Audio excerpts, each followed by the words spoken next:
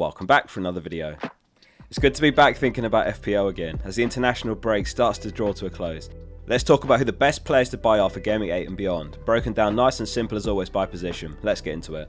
Let's start off with the keepers then. Who's got the most clean sheets this season? It's Alisson with 4, and Onana's actually got 4 as well. And right before the break, Alisson went off with a hamstring injury against Palace, and he's expected to be out until the next international break, so Game Week 12, 24th November. So is Kelleher someone we should be looking at for 4.4 mil? After all, Liverpool's 5.2 expected goals conceded is also best in the league so far this season. On paper, he's a decent pick for the next 4 game weeks. They've got 3 home games in there, but the other side of the coin is, it is only 4 games, and that includes Chelsea, Arsenal, Brighton and Villa. Last season, Alisson missed 10 games for Liverpool. Kelleher kept just 2 clean sheets in those 10 games, so there was a drop-off which is somewhat understandable. And those games he did play did include playing Sheffield United twice, Luton and Burnley. So I don't hate the pick, but I think I'd rather save a booked-in transfer later on and go for someone like Flecken or Henderson. Avoid Jaros from Liverpool as well. He only came on for Alisson because Kelleher missed that last game with illness. So Ederson's top of the keeper projections this week with 3.9 points, playing away at Wolves. And Raya is slightly behind on 3.8. If you're on an international break wildcard, or if you're just looking to make a keeper transfer, I'd still lean towards Raya. You just have to accept that short term you might lose some points to the field, given that Arsenal have got Liverpool, Newcastle and Chelsea. But also recognise that by the time you hit that second wildcard, Raya could be well ahead of all the other keepers over that run, which wouldn't be surprising at all. Or if you want someone with better shorter term gains in terms of fixtures, with the potential to also do well long term, then Ederson for 5.5 mil. If you want to play the fixtures, I sorted the fixture ticker by difficulty on fpl.page, which has Leicester top and then Ipswich second. So Hermansen for 4.5 mil and Muric for 4.4 mil could be 2 to consider as well. It doesn't feel great counting on these promoted team keepers though, that could spend the rest of the season battling to avoid relegation, though tons of save points on the table with these guys. If Braithwaite's back for Game Week 8, then Pickford could honestly still work out, though he had a bit of a disaster against Greece over the international break and he was dropped for the Finland game, which saw a Henderson start. So let's move on to defenders next then. Which players have got the highest potential this week? Pedro Porro's top this week on 4.3 points. They've got a home game against West Ham, and it's a great entry point to buy him. After that is Palace away, and then it's 2 further home games to Villa, and most notably Ipswich, so 3 home games in the next 4.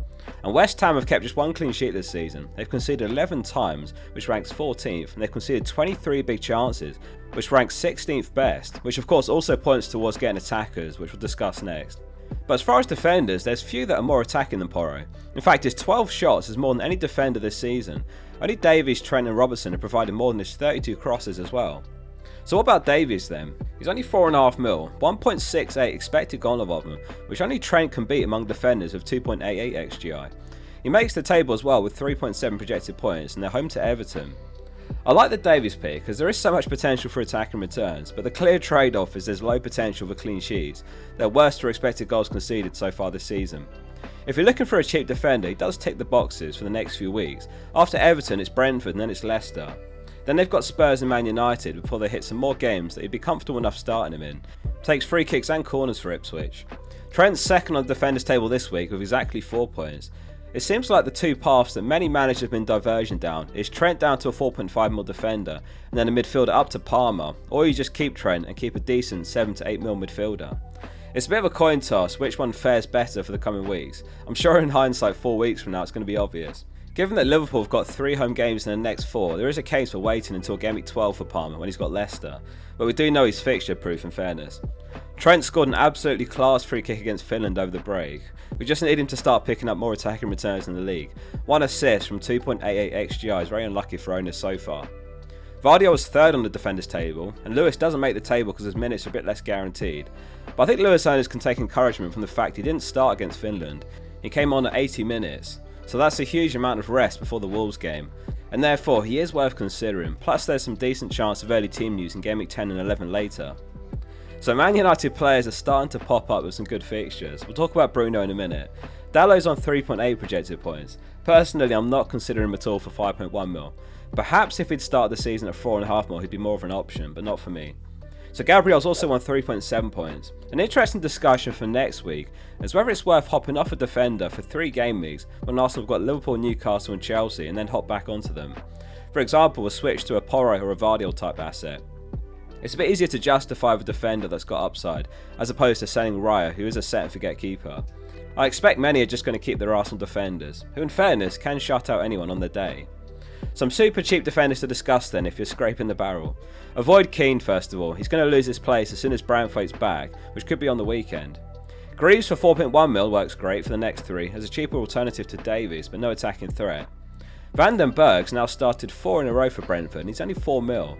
Not a great week to be starting him this week away at Man United obviously, but what is promising is he's been playing in right back, so he's a bit versatile in that sense. He can play centre back or right back, but Frank does have options in those positions to be fair.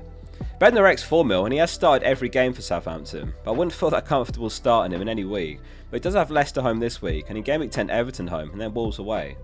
Really, these 4 mil defenders are never players that you should be counting on to start, with the exception of when they've got very good fixtures, perhaps someone like Van den Berg.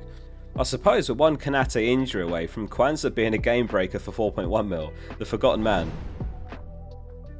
Let's move on to midfielders, and Salah's top this week with 6.7 points, so hold fire if you're considering a Salah to Palmer move this week, unless that 2 mil goes a long way for a huge upgrade elsewhere. Salah's top for projected points over the next 5 as well with 31.4, only Haaland's higher across all positions. So Bruno's second of 5.8 points, let's talk about Bruno. He's very much an analytics pick. It's a bit of a toxic relationship as a few of you might be considering him thinking this time it's different. Well, will it be different? He's got Brentford, West Ham, Chelsea, Leicester and Ipswich. It's a really nice run, undeniably a good fixture run. That's the thing about the projections though, they're a very useful tool, but there's always going to be players that you look at and disagree with, and I expect that happens every week with a couple of players listed here, or maybe some that don't even make the tables that you expect should. So, is anyone out there considering Bruno for 8.2 mil? Let us know in the comments. Foden comes in third this week with some irresistible fixtures ahead, particularly Southampton home in game week 9. He's only 9.2 mil and it's a matter of time before he starts hauling in the league.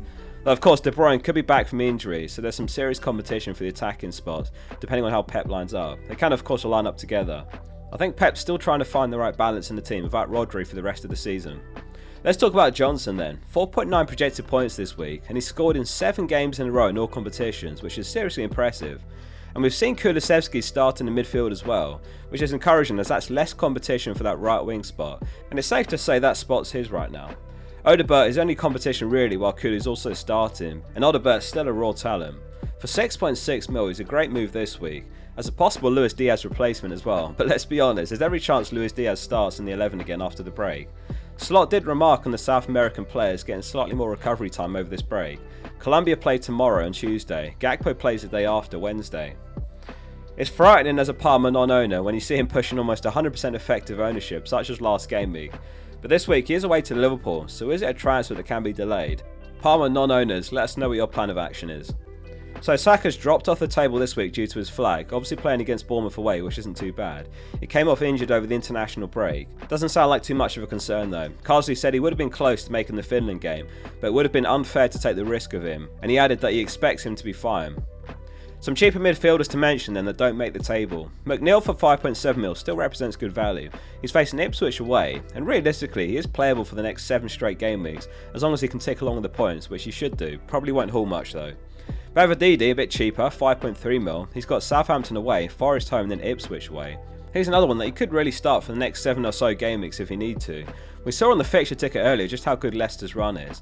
Or he's more than cheap enough to bench here and there if you need. He's got 2 goals in his last 4 games. And then lastly there's Diblin, who's the cheapest at 4.6 mil. He's got Leicester, Man City, Everton and Wolves as his next 4. If you really need, you could start him in 3 of those 4, but he does work great in a 3-4-3 lineup, as the 8th attacker to go on your bench. Moving on to the forwards, and Haaland's top with 7.4 points, which puts him top of all players this game week. Salah was next highest with 6.7. Let us know in the comments who your captain is, Haaland or someone else. So it is 2 blanks on the bounce for Haaland, but I'd be careful to rule him out as an option on that basis alone. Wolves have conceded 21 goals this season, which is comfortably most. Southampton and Everton have conceded 15. They've also conceded 26 big chances, which ranks 18th best in the league, and they're giving up a big chance every 26.6 minutes. After Haaland, Solanke's second among all forwards for projected points over the next 5 with 24.3. He's finding his stride now seemingly. He's got 2 goals, 1 assist in his last 3 games, returning in all of those 3, only 7.6 mil. If I was on a wildcard, I'd have Haaland, Solanke, and then I'd go for a cheap forward like Wood or Calvert-Lewin. There's nothing to separate Wood and DCL this week. They're both on 4.2 points, both on penalties. Honourable mention to Delap as well. He's got 4 goals in 7 games, including 3 in his last 2, and only 5.6 mil. I like him a bit more than Vardy for about the same price personally. Perhaps the wrong way of looking at it, but I'd much rather a 21-year-old striker with twice as many goals to a 37-year-old Vardy with half the output. To be fair, Delap's 4 goals is some overperformance as far as XG, just 1.16 XG so far, but then he has taken 11 shots to Vardy's 5, so Vardy's been taking less than a shot per game on average. Unfortunately, with his first start of the season, 4.6 mil Stewart came off injured against Arsenal before the break. He's one to keep an eye on. If you need basically the cheapest possible striker, then he's the best one for minutes, at least having played in the last 4 in a row, albeit minimal minutes. He's worth the extra 0.1 mil over someone that doesn't play, just in case. Thanks very much for watching. Please subscribe if this was helpful for you, and like the video to show support. See you soon for the next one.